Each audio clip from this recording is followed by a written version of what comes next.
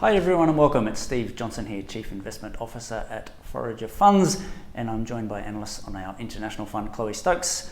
Hi Chloe. Hi Steve. Welcome back from your holiday, well-earned holiday recently. And where did you go? I went to the Hunter Valley and up to Brisbane, which was lovely. Very nice. You can fit a Brisbane trip in. You are doing well in this country. Look, it's been a crazy first quarter out there on stock markets. You're not seeing dramatic moves in the overall index levels, but some of last year's really big winners have been hammered so far this year. We've seen a large hedge fund called Archegos Capital blow up. First of all, Credit Suisse are out yesterday saying they've lost $4.7 billion against this one hedge fund. How does that happen? It's actually very hard to piece together how they could have lost so much money. But as you mentioned, what we have seen is the sell-off in a number of large stocks that we haven't been able to see at an overall index level. Yeah, I wrote a blog back in February talking about us selling some of our big winners from last year ourselves. Farfetch, for example, GAN, Celsius, those three stocks are all completely out of our portfolio. They are in that cohort that has sold off a lot this year. What else have you seen?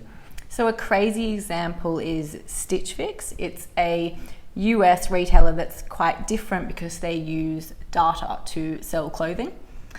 What's happened with them is it's crazy. So during COVID, the share price was down as low as $11, and then back in December it was trading at $35 before they released earnings for their first quarter.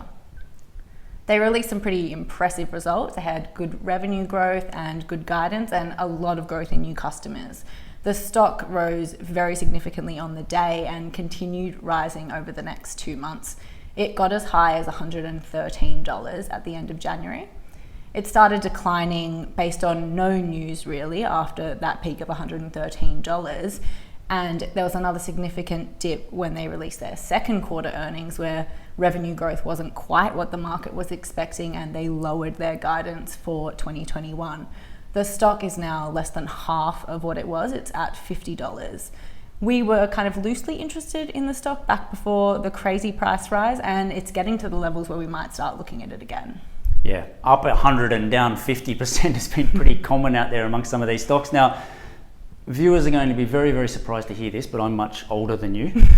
And this sort of market activity, it does worry me and it makes me nervous. And I think there's a lot of stuff going on under the surface that investors should be worried about here. It is not normal for large numbers of stocks to be doubling and then halving. And I think you're seeing a lot of leverage, like these hedge funds that we've seen. I think a lot of retail leverage as well, which is a fairly new phenomenon of people being able to buy options and CFDs and things at a retail level. And also just this whole environment. Anyone that's seen The Wolf of Wall Street knows about the pump and dump, create all this excitement about a stock and then sell your stock into it. But I think these new social media platforms like Twitter and Reddit have created the ability to do that on a scale that we haven't seen before. So yeah, it's got me quite nervous that these are not isolated incidents. They're all related to the same thing.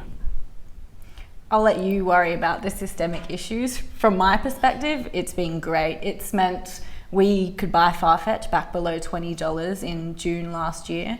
We sold it above $60 and now we're getting a chance to buy it back again at significantly lower prices. So it's great from my perspective. Yeah, and it hasn't all been crazy. There's a large chunk of our portfolio invested in businesses that are getting on with making profits and paying dividends. One of those Chloe is going to write about in our upcoming quarterly report. HLG still trading on very, very sensible multiples and showing some interesting growth optionality into the US.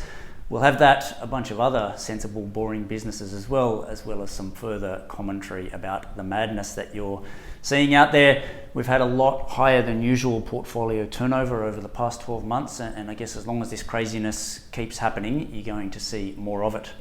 Thanks for tuning in. Keep an eye out for our quarterly report out over the next couple of weeks and get in touch if you've got any questions. Thanks for tuning in.